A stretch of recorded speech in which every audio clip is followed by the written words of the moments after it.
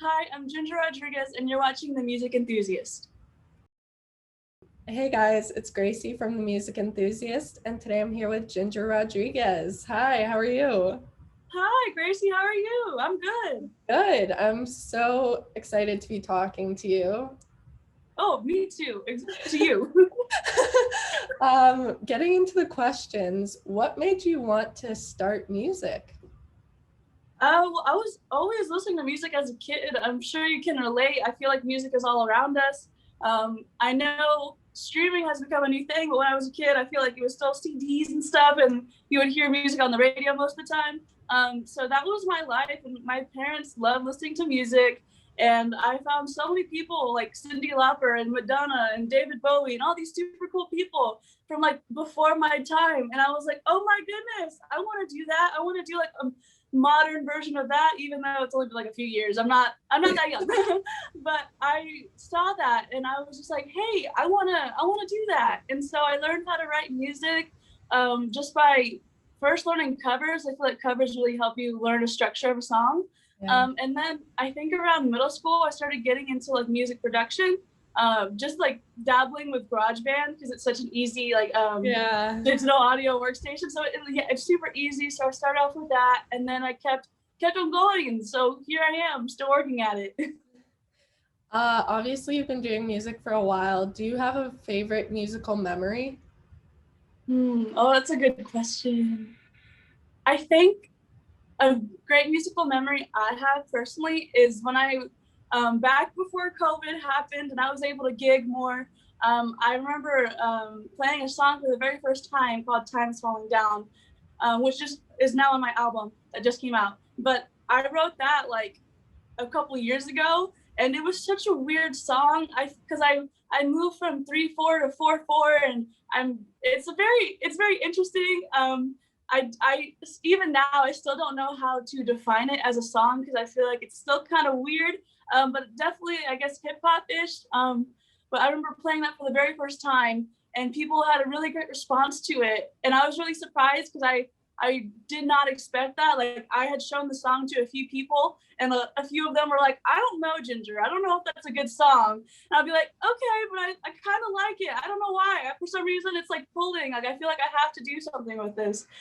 So I played it live, and it was such a surreal experience. Like having people who didn't even know this song to begin with, and like still like vibe and have like such a good time with me. Um, and so that was one of like the biggest experiences I had where I was like, hey, I need to put this song on the album. Like this is something special. At least it's special to me. So that was a really cool music experience I had. Obviously, you're starting up in the music industry. You're doing great. Has it been hard for you to start out in such a competitive industry?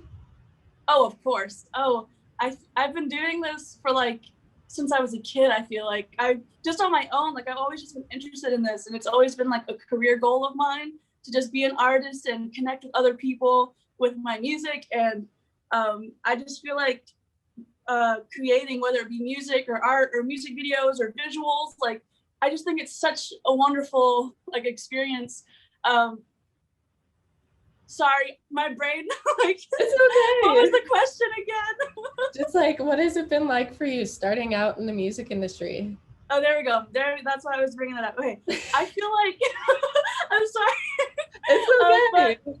um, I feel like because I've loved this and wanted to do this my entire life, I have this like drive to continue doing it, but it is still very difficult. I feel like, especially as a woman, and especially like as maybe not a conventionally attractive woman, or maybe that's just me. But I feel like it's always been very difficult for me growing up because I always felt like, oh, I don't look like that, or I don't look like the person you see on TV, or I don't, and I'm not. I felt like I wasn't as like appealing as all these wonderful women who we see all the time. And so I feel like, especially dealing like with mental health issues and stuff like that, I feel like it was very. It's even now I sometimes feel doubt, like waves of doubt. I'm like, is this really happening to me? Like, am I doing like, is this? I don't know. You know what I'm saying? Like, I'm sure you Yeah. have felt like imposter syndrome or anything like that in your line of work. Because I feel like I don't know if it's just like a women thing, but I feel like a lot of us, all of my girlfriends and I always have this feeling, and we all have to like tell each other like, hey, you deserve this. You've worked your butt off for this. Yeah. So I definitely know I have waves of doubt every now and then, but I feel like I've grown more confident in myself as a songwriter and music producer. But I definitely feel so grateful to be in this music industry, just because I feel like if things ended up any differently, like I feel like this would just be like a dream of mine that I would just think about. And I feel so glad that I'm able to like pursue it, like for real. Yeah. So on one hand, I think it's very exciting to be in a like an industry where there's so many creative people, but also there is some. It is kind of difficult because the industry is so saturated with so many talented individuals. So I feel like you just have to believe in yourself, maybe even be a little delusional in your abilities. But overall, I'm excited, but also I'm human, so I'm gonna feel waves of doubt every now and then. Yeah. I just want to say you're super pretty and super talented. So I'm really glad to hear that you like found your confidence in that. Thank you. Oh my goodness, thank you. No problem. Speaking more on your music, how do you find inspiration for your songs? This last album I just released is very much a collection of experience I've had these last couple of years. I just turned 20 yesterday, so I'm now 20 years old. But when I was writing this album, it was like from the ages of 17 through 19. And around that time of my life, I was graduating high school and starting university and learning more about myself and what I want. Because I feel like when you're in, like, especially when you're in high school, at least the high school I went to, it was such a like small school that I feel like everybody knows you, and because of that, I feel like you don't get a chance to grow. Like because there's like this version of you that exists in everyone's mind, and I'm like, how do I want to break free from that? Because that's not really who I want to be. And so I feel like this album really has to do with like identity, and a lot of my songs are honestly about how I like grapple with the relationship with myself, and also like how I'm perceived. I feel like I think too much a little bit. I'm very much a little, I feel like I'm reflective. I I don't know if you go to therapy, but I've been to therapy, and I feel like a lot of times whenever I would speak to therapists, they would always be like, Ginger, you're so self-aware. And I'm like, I'm glad, but I feel like it also hinders me because it's like I can't not think about what's going on and like how I'm being perceived and like how my behavior like seems to other people. So a lot of my music just has to do with like my thoughts and what I'm going through, especially since I'm like a pretty private person, I think.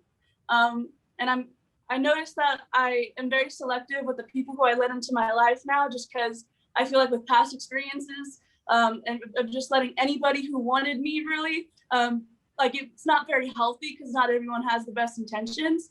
But overall, my music just kind of stems from my like life experiences, whether they be good or bad or somewhere in between. Yeah. Yeah. You just released your second album. How are you feeling about that? I am very excited. I just can't believe I did it. Still, like I feel like it was actually a lot harder than the first one. I feel like when you're first writing an album, like the very first your debut album, there's not really any expectations of you because nobody really cares. And even now, I feel like my community of people who support me, we're still pretty like small, but it's still like having people that you know who like know you already. I just want to make sure that they're getting what they want, but also something new that I haven't shown them yet. So I'm really excited about this album, but I'm also super like nervous about it. Even though it just came out, I still feel like I have nerves right now, especially since a lot of these songs are so vulnerable and have like I talk about experiences that I actually like never really shared. So I'm very proud of it, and I'm so thankful to my team at Black Coffee Artist Relations, just because like I could not have done this without them. I was planning on releasing this album a lot later, and they're like, Ginger, this is good. We believe in you. And I was like, oh, okay, I guess I'll do it now. So yeah, I'm very excited, but also very nervous. But I really hope people like it and can somehow relate to it or have it be a part of like the soundtrack of their life. Because that's what I love about music. I feel like it's like the background music of my own little movie. Yeah. I mean, how'd you come up with the title? Like, was there a reason you picked it?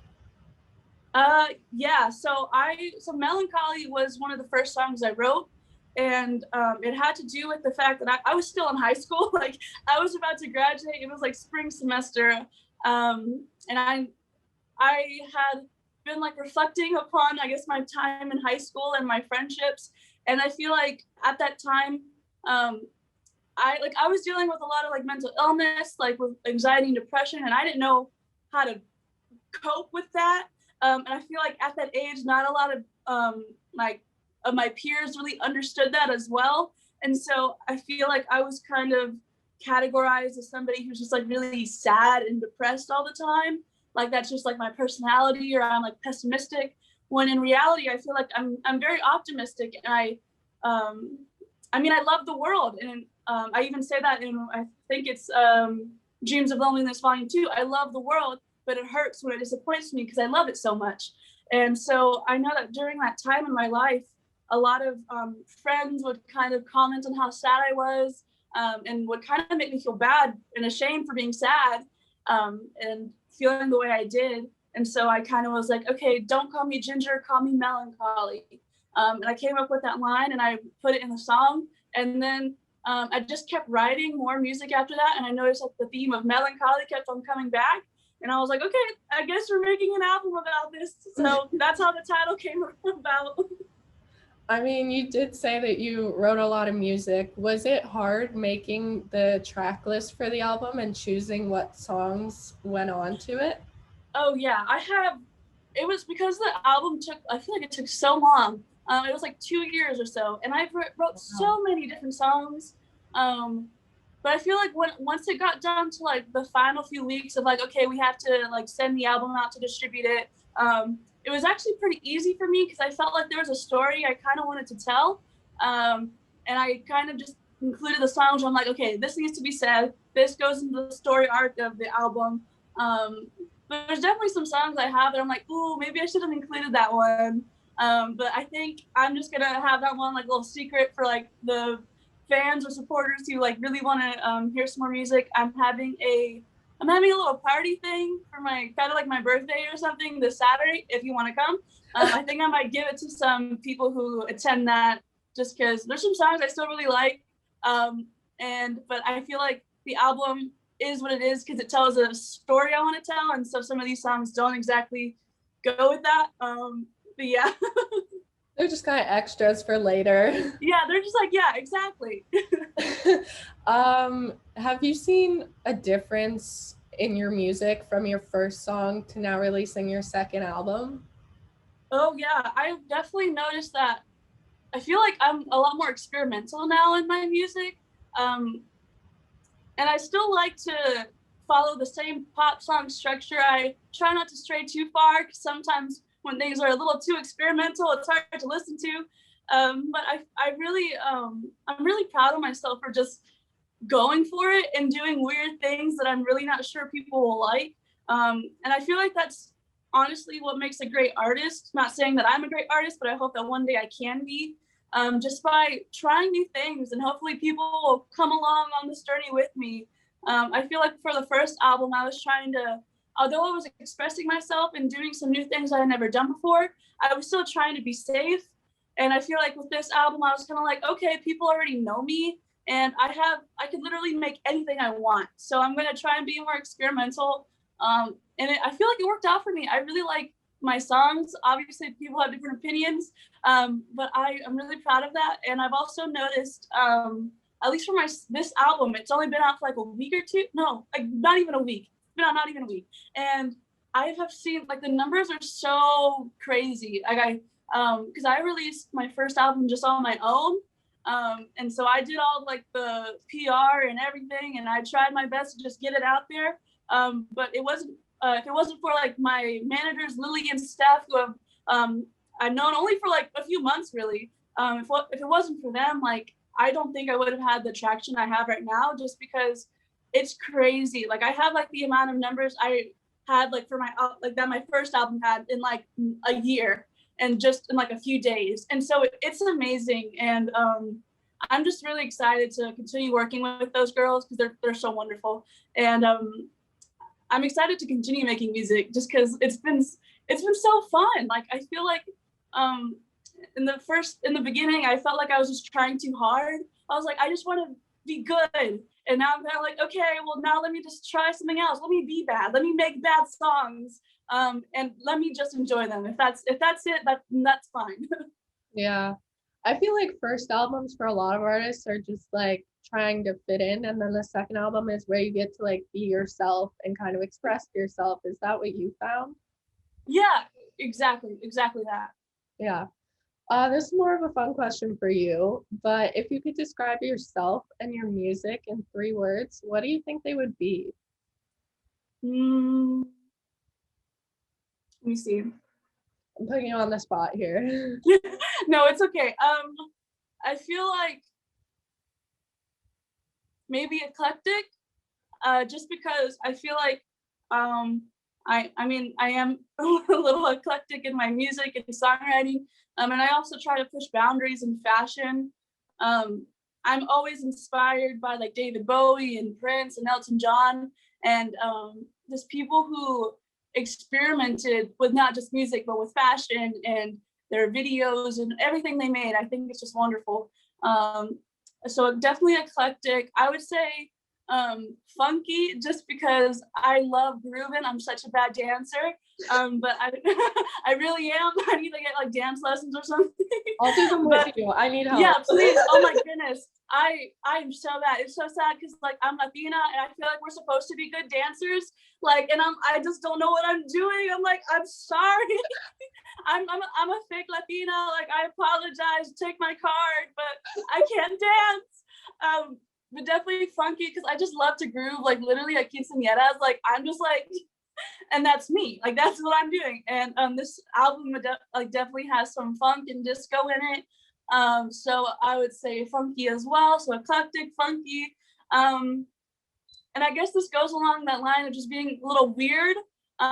So that might be taken in a positive way or a negative way, but overall I feel kind of at least I accept who I am as kind of being weird and being weird in public, just because it can be very nerve-wracking, like seeing other people's reactions to you. But I think it's so important to just be yourself and do what you want, especially since you have not very much time on this earth, and so might as well enjoy it and enjoy yourself, and also hopefully inspire other people to do the same, like empower others to also be weird and be whoever they want, because I think that's just a really important thing, like not just like as a society but also just like for us as an individual. Yeah. For your future in music, do you have any dream collaborations?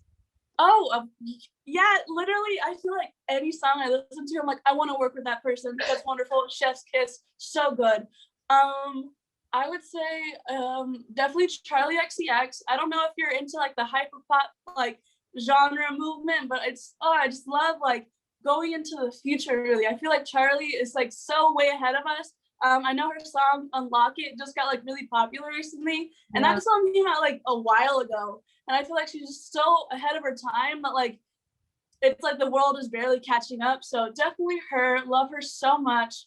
I don't know, do you know Marina? She used to go by Marina and the Diamonds. Her, I love. Oh my goodness, she was one of the big reasons I went into music in the first place. I love her. And also Janelle Monáe. I love Janelle Monáe so much as well. Her last album, Dirty Computer, so good, so good. And I think she even worked with Prince before he passed on it. Such a great album. Totally recommend. I would love to work with any of those women. Tomorrow, today, they could call me right now and I'd be like, anytime. Okay, I'm going. Yes. Speaking of other people's music, do you have a favorite song at the moment? I do. I actually do. Her name is Maris. I think she's like French Canadian. I don't know too much about her, but I found her recently just because she followed me on Instagram, and I listened to her song Too Late, and it is so good. It was so good. It's like the dream 80s synthesizers. It's so much fun, but it's also kind of, it's not like your typical like 80s song, like the beat is so like, it's kind of weird, and it's kind of like keeps you, I don't know how to explain it, but it's kind of weird. And I just love that because I literally was like singing that song like right before this. I had it stuck in my head. Oh, So I love that song. She's also an independent artist. 10 out of 10 recommend. Such a good song. I mean, that leads on to our last question. Our website is basically about up and coming artists. Do you have anyone that you have your eye on or that you would recommend to others? Oh yeah, so definitely Maris, love her. I would say, I don't know if you know who Elio is. Yeah. But, you know, Elio, okay, I love her so much. I learned of her just through Charlie. So I watched her, she did like a live performance on Bands in Town, like they have a Bands in Town Plus. I saw that, love that, love her. Who else? There's so many great people. But I would just say definitely Maris and Elio. Oh, and her there's another young woman. Her name is Mire. It's spelled like May, but it's like pronounced Mire. And she releases like Spanish English music, but it's also alternative pop. And it's really cool. She has a new song called Yours that I really like, and a song called Tu that I really like. So definitely check her out as well. We will do that. Thank you so much for doing this interview. It was great talking to you. Yeah. Oh my gosh. Thank you for having me. And it was nice. It was nice talking to you. Thank you so much. Yeah, for sure. I can't wait to see what the future holds for you. You're like so sweet, and I love your whole vibe. Thank you. Thank you so much. Oh my goodness. Thank you. I really appreciate it.